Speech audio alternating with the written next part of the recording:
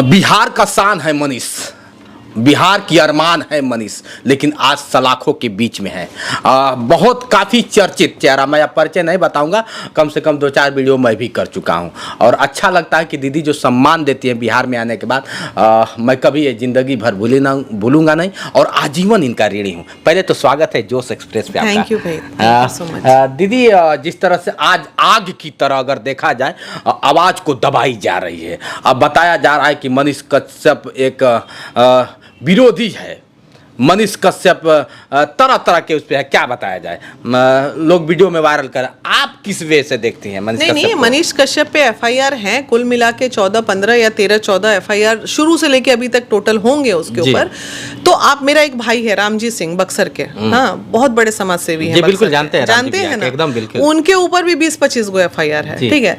तो एफआईआर होना कहीं से कोई ऐसा साबित नहीं करता है कि वो एक क्रिमिनल है, वो एक रेपिस्ट है, वो एक मर्डरर है, वो एक गैंग, कोई अंडरवर्ल्ड डॉन के किंग हैं। ये एफआईआर, छोटे मोटे एफआईआर, तोड़फोड़ कर दिया, किसी को मार दिया, कहीं पे आवाज उठा दिया, कहीं पे कुछ कर दिया, कहीं वीडियो वायरल कर दिया, तो ये सब छोटे मोटे। तो आदमी जब कार्य करने रोड पे निकलता है तो एकदम कई बार ऐसी परिस्थिति होती है कि आदमी बहुत चीज परिस्थिति के अनुसार डिसीजन ले लेता है। ऐसा भी हो सकता है कई बार कि अटैक हो रहा है, अपने बचाव में आदमी मारा पीटी कर लेता है। तो वो कैसा होता है वो अलग पार्ट है। रही बात मनीष की, कि मनीष पे एफआईआर हैं, इसमें कोई डाउट नहीं है। एफआईआर होंगे, जेल है तो बेल भी है। अब कोई बहुत बड़ा अपराध अगर हो, जैसे देशद्रोह का अपराध, जी। अब मुझे ये जानना है कि देशद्रोह का मतलब क्या होता है। देशद्रोह का, हम ये मानते हैं देश एक ही है हमारा, ठीक है, हमारा देश हिंदुस्तान है। बिल्कुल। अब हम चाइना से लड़ रहे हैं कि पाकिस्तान से लड़ रहे हैं और उस मैटर पे कुछ बातें हो रही हैं, तो मैं उसको देशद्रोह समझती हूँ, ठीक है। अब आपस में तमिलनाडु पहला स्टेट है क्या जहां बिहारी पिटाए हैं?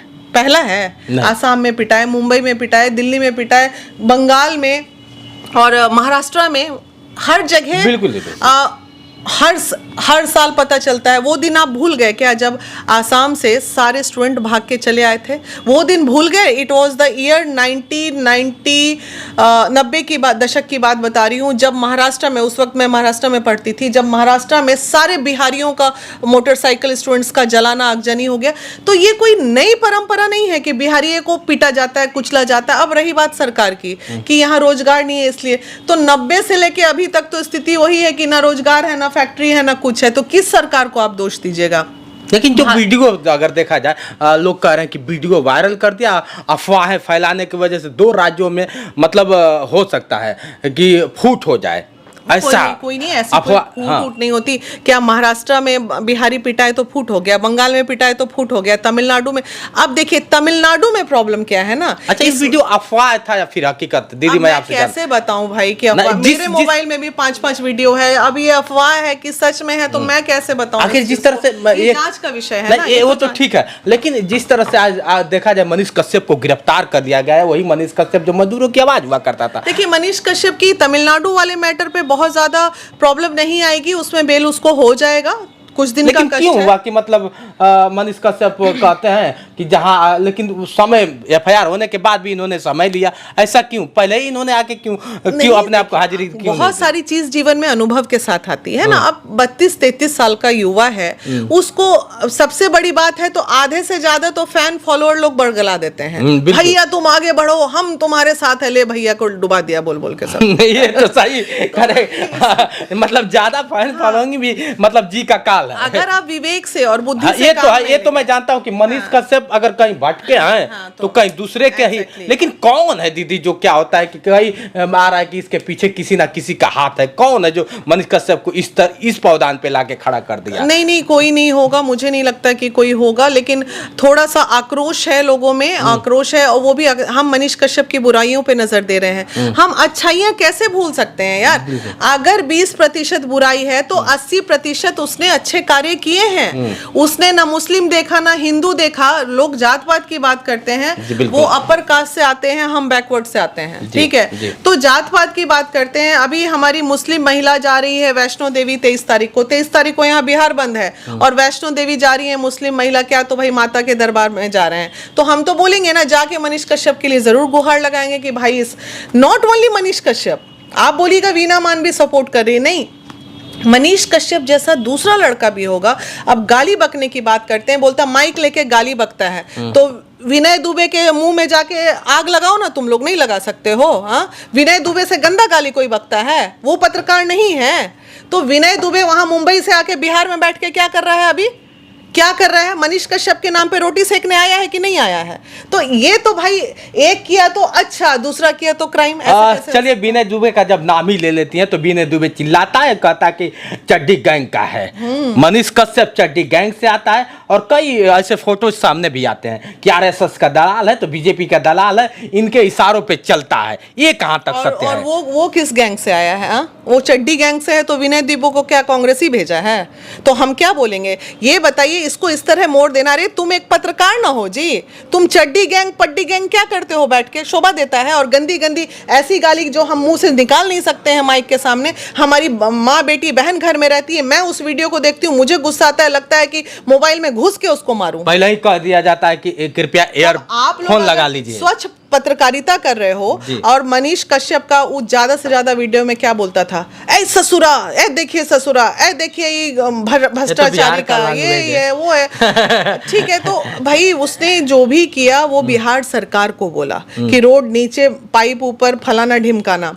लेकिन ये सवाल नहीं उठता है दीदी कि जहाँ जैसे 4th क्लास के लोगों को उसके जो मेन अधिकारी है, जैसे मैं नहीं कर रहा हूँ, कुछ लोग मैं ग्राउंड रिपोर्टिंग पे गया तो लोग आपके बिहार के लोग बताते हैं कि ये उन्हीं को धमकाता है, एक मजदूर को धमकाता है, काहे नहीं मेन को पकड़ के बोलता है, उससे सवाल करता है। अगर गलती करता है कोई कर्मचारी तो डीएम को क्यों नहीं पकड़ के पूछता है? देखिए, इस बात से भी आप नहीं बोल सकते कि डीएम, बहुत सारे वीडियो ऐसे हैं मनीष के, अभी बोलिए तो निकाल के आप लोग देखिए। अभी ना घुस गया था विश्वविद्यालय में। हाँ? तो ये तो बताए लोग कि उल्लंघन कर दिया आपके बिहार में, जिस तरह से डीएम के चेंबर में घुसे तब उल्लंघन, वीसी के चेंबर में घुसे तब उल्लंघन। तो एक तो न काम नहीं करने देते, करो तब उल्लंघन। तो आदमी करेगा क्या, ये बताइए?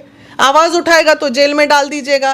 कल को हम आवाज उठा रहे हैं महिलाओं पे, अब हम ये पूछें बिहार सरकार से कि एक दिन के अंदर 12 साल का बच्चा किडनैप होके मर गया, उसके बाद उसको जला दिया गया, उसके बाद एक महिला को, कल की बात पूछते हैं, करंट के बात करते हैं, एक महिला को कल पीस पीस काट दिया गया नालंदा में। 22 साल की लड़की का रेप हुआ, अकेले महिला विकास मंच जाके आवाज उठाई। तो इन लोगों की घर की कुर्की कब होगी? कब होगी ये बताइए ना। कीजिए ना कुर्की, हमको कुर्की से प्रॉब्लम नहीं है। रेपिस्ट और मर्डरर के घर की कुर्की तुरंत 24 घंटे में क्यों नहीं करते हैं? बिल्कुल बिल्कुल। तो ये बात से मैं सहमत हूँ दीदी, कहीं ना कहीं अब कुर्की की जिस तरह से बात एक लग रहा है, एक वीडियो वायरल हो रहा है कि जिस कुर्की हुआ था, जहाँ हुआ था मनीष कश्यप के चाचा का हुआ था। सारा व्यवस्था उनका नहीं, तो इसलिए कहाँ तक सत्य? तो देखिए, अब पहली बात तो वो 7 बजे थाना में पहुंच गया था, जगदीशपुर थाने में।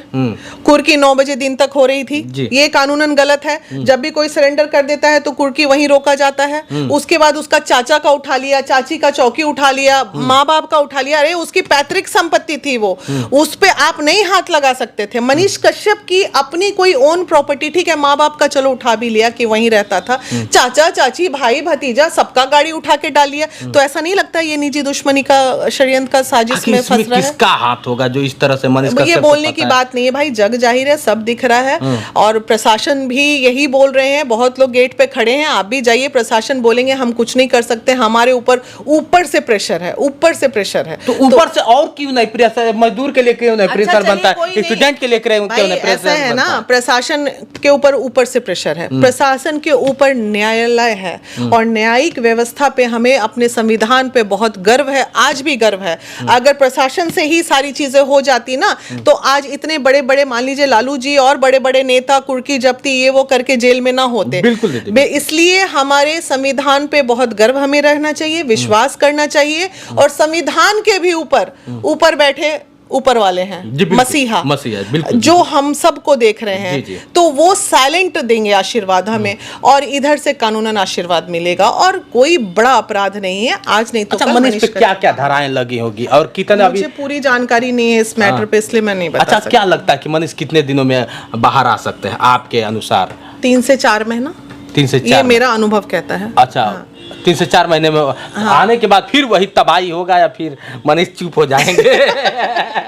आने के बाद तो अब जलवा आने के बाद पता चलेगा क्या होता है। वही होगा जो अभी हाले देखे होंगे, एक आर्मी वाला था, जब जेल में 24-36 घंटे के बाद छोड़ा जाता है तो हाथी से घुमाया जाता है, तो ऐसा तो नहीं कि पटना में भी फिर मनीष को हाथी से घुमाया जाएगा? ये बात अभी तो नहीं कह सकते हैं, पहले भाई निकल जाए, आप लोग का भी भाई है भाई। बिल्कुल, बिल्कुल, बिल्कुल। माइक छीना गया है किसी के हाथ से, एक रोजी रोटी छीनी गई है, आखिर वो भी तो बेरोजगार था ना, मनीष कश्यप। बिल्कुल, बिल्कुल। बीटेक करके बेरोजगार लड़का बिहार में घूम रहा था, माइक उठा के 2 पैसा कमाया, 2 पैसा अपनी मेहनत से कमाते कमाते जाने सैकड़ों लोगों को माइक पकड़ना सिखा दिया इस बिहार में। हम भी तो यही बैठ के देख रहे हैं। तो आज ये क्या है? बेरोजगारी ही तो है। आप लखनऊ से चल के आ गए मेरे पास, तो ये क्या है? ये सारा बिहारी, मेरा बच्चा लोग जितना है सब बेरोजगार है, तब ना अपना कैसे भी हाथ पैर मार के सब चाह रहे 2 पैसा कमाए, तो ये अपराध है क्या?